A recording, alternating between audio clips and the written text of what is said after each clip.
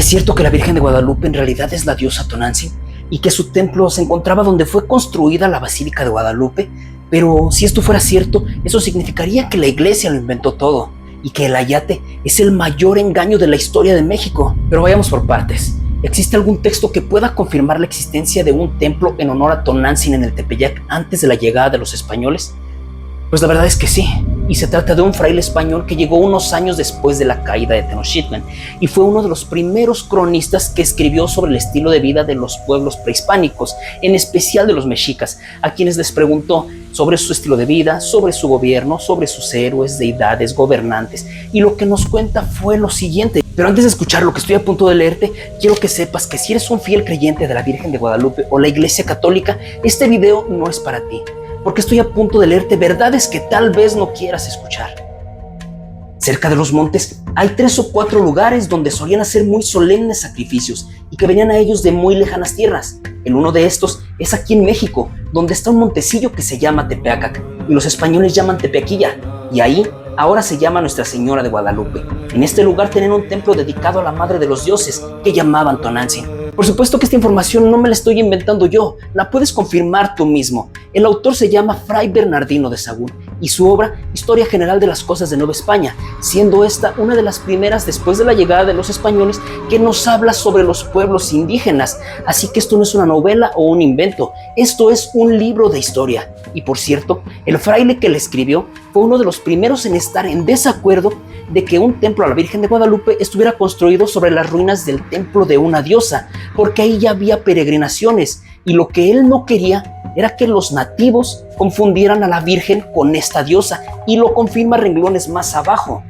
Y venían a ellos de muy lejanas tierras, de más de 20 leguas, de todas estas comarcas de México, y traían muchas ofrendas. Venían hombres y mujeres y mozos y mozas a estas fiestas. Era grande el concurso de gente en estos días, y todos decían, vamos a la fiesta de Tonantzin. Y ahora que está allí edificada la iglesia de Nuestra Señora de Guadalupe, también la llaman Tonantzin. Lo más indignante para el fraile fue que los pueblos indígenas seguían llevando a cabo sus peregrinaciones, y a pesar de que habían derribado el templo de su diosa, ellos seguían fervientemente a visitar a Tonantzin, y esto es algo que el fraile no podía tolerar, y también lo confirma en el mismo texto.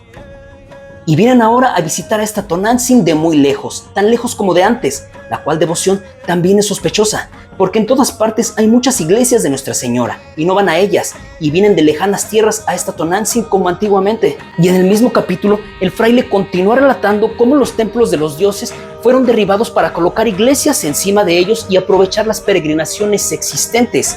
Por ejemplo, en Tlaxcala fue derribado el templo del Temascalteci, diosa de las medicinas, para colocar una iglesia a Santa Ana. Y el templo de Tenquismanalco, dedicado a Tezcatlipoca, fue sustituido por el de San Juan Bautista. Y en este punto del video, tal vez puedas argumentar que estoy mintiendo porque yo no estuve ahí, pero el fraile sí estuvo ahí, y fue uno de los primeros misioneros en organizar la cristianización de los pueblos indígenas. Y por cierto, nos contó algunas otras cosas sobre Tonantzin, la madre de los dioses. La primera de estas diosas se llamaba Cihuacóatl. Decían que esta diosa daba cosas adversas como pobreza, abatimiento, trabajos.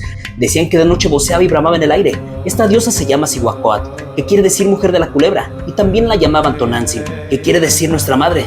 Y hay un segundo libro que recoge los testimonios de mexicas y tlaxcaltecas antes, durante y después de la derrota de los mexicas. Y en él nos cuenta sobre los 8 presagios funestos que anunciaron la caída de Tenochtitlan, que fueron 8 sucesos sobrenaturales e inexplicables que para Moctezuma anunciaban la caída de su imperio, siendo el sexto uno de los más enigmáticos y que tiene todo que ver con Cihuacóatl y La Llorona. Sí, de La Llorona, una leyenda muy famosa en México que ha sido tergiversada a partir de la aparición de una diosa en los canales de Tenochtitlan, y lo podemos encontrar en este libro. ¿Estás listo? Sexto presagio funesto. Muchas veces se oía, una mujer lloraba, iba gritando por la noche, andaba dando grandes gritos, hijitos míos, pues ya tenemos que irnos lejos, y a veces decía, hijitos míos, ¿a dónde los llevaré? Si pusiste atención, los gritos de la mujer descrita en el texto son los mismos de la Llorona en nuestros tiempos, y en el pie de página de este mismo fragmento dice lo siguiente: el texto parece referirse a Cihuacóatl, que gritaba y lloraba por la noche. Es este uno de los antecedentes de la célebre Llorona. Y este libro tampoco es un invento ni mucho menos una novela, es un libro de historia. escrito por el historiador Miguel León Portilla, egresado de la UNAM. Y hay un tercer libro que confirma la relación entre la Virgen de Guadalupe, Cihuacóatl y La Llorona, y dice lo siguiente: pareciera que Cihuacóatl se despide aquí de los mexicanos para dar lugar a una nueva adoración, presagiando en esto la conquista española. Estas apariciones son antecedente directo de La Llorona. Y también nos cuenta cómo lucía Tonantzin Cihuacóatl. Visitaba a los hombres y al aparecer frente a ellos está cubierta de gis como mujer del palacio. Usaba aretes de obsidiana. Aparecía de blanco, ataviada de blanco, parada de blanco, blanco puro. Su tocado femenino se alzaba. De noche caminaba llorando. También era augurio de guerra. Y en este pequeño libro o ensayo titulado Las apariciones de Cihuacóatl, el autor Rodrigo Martínez nos regala en las páginas finales una extensa bibliografía para que puedas seguir consultando sobre este tema. Te acabo de mostrar 3 libros de historia sobre cómo esta imposición católica de la Virgen de Guadalupe vino a aprovechar muy bien la fe de los pueblos indígenas en cuanto a su diosa Cihuacóatl, a la que también llamaban Tonantzin, que significa nuestra madre. ¿Y cómo llaman los mexicanos a la Virgen de Guadalupe hoy en día? Nuestra madre. ¿Qué te parece? Yo soy Shu. Sígueme en redes sociales y recuerda, nunca olvides tus raíces. Nos vemos en el siguiente video.